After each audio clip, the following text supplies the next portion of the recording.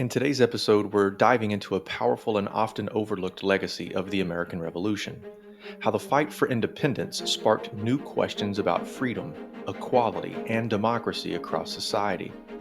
From enslaved African Americans to women seeking rights, and voting reform to global revolutions, the Revolutionary Era was a turning point for political democracy, though far from a complete transformation. Let's get started.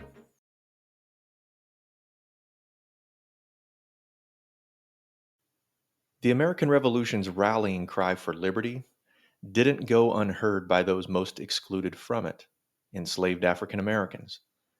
Even though most enslaved people at the time couldn't read, the atmosphere of revolutionary excitement reached towns, cities, and even plantations. The spread of new ideas prompted acts of open resistance in some communities. Enslaved Black Americans were beginning to challenge the existing power structure, encouraged by the same ideals of freedom that white colonists had taken up arms for.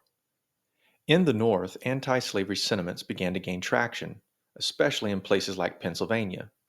In 1780, Pennsylvania became the first state to outlaw slavery, thanks in large part to the efforts of anti slavery Quakers. Other northern states followed this trend. By the end of the Revolutionary War, all northern states except for New York and New Jersey had abolished slavery. New York would eventually join in 1799, and New Jersey would follow by 1804. However, it's important to note that emancipation in these states was not immediate. It was a gradual process, and slavery still existed in the North for decades afterward. Meanwhile, the Southern states remained firmly committed to slavery, highlighting the growing divide between North and South and exposing this uncomfortable contradiction between a country founded on liberty and its ongoing reliance on slavery. The Revolution also brought changes to voting rights, though small and limited. Property qualifications were slowly being reduced in some states. By 1800, three states, Kentucky, New Hampshire, and Vermont, had granted universal white manhood suffrage. In four other states, white males could vote as long as they paid taxes, not necessarily owned property. Still, these reforms only went so far. The broader goal of true republicanism, where political power genuinely came from all the people, remained largely out of reach. Democracy was expanding, but carefully controlled.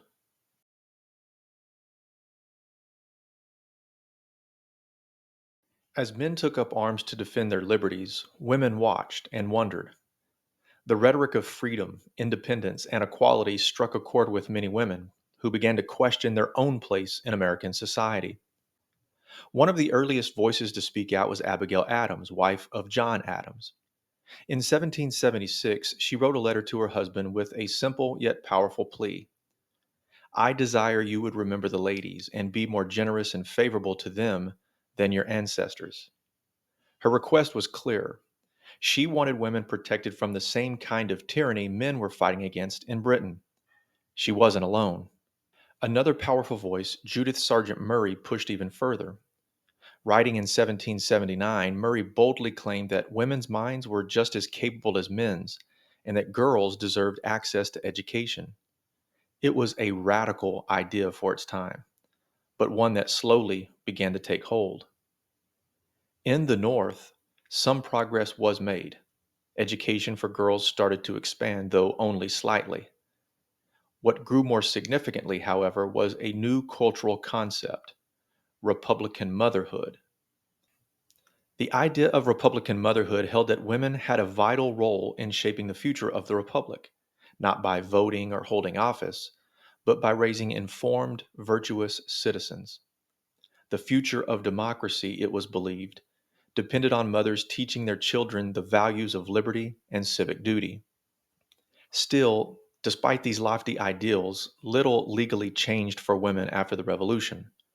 Unmarried women had a few legal rights, but married women remained essentially invisible under the law.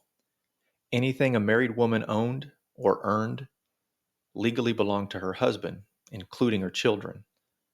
The promise of liberty had reached women's ears, but not yet their lives.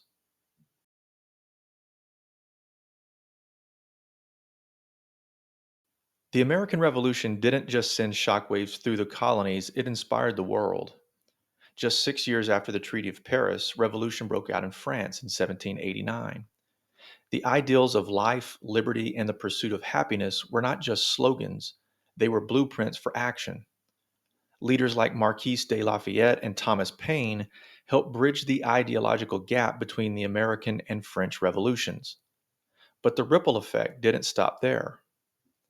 In 1791, the world witnessed a stunning and powerful rebellion, the Haitian Revolution. Heavily influenced by the ideals of both the American and French revolutions, over 100,000 enslaved Haitians rose up in what would become the largest and most successful slave revolt in history.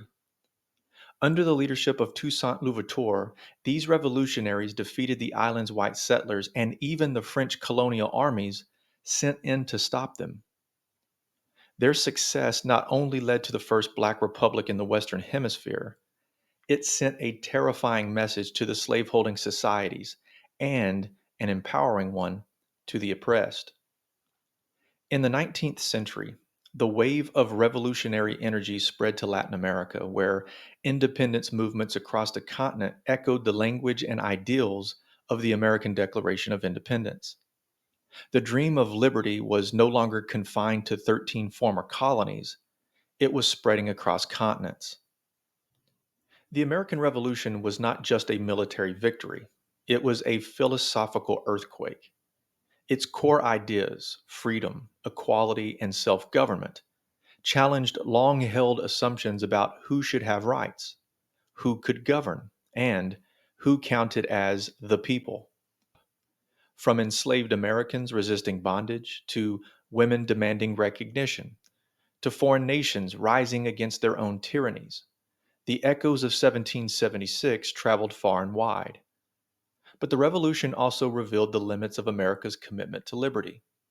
It exposed the contradictions between ideology and reality, a tension that would continue to shape the United States for generations to come. That's all the time we have for today. Thanks for joining me. We'll see you next time.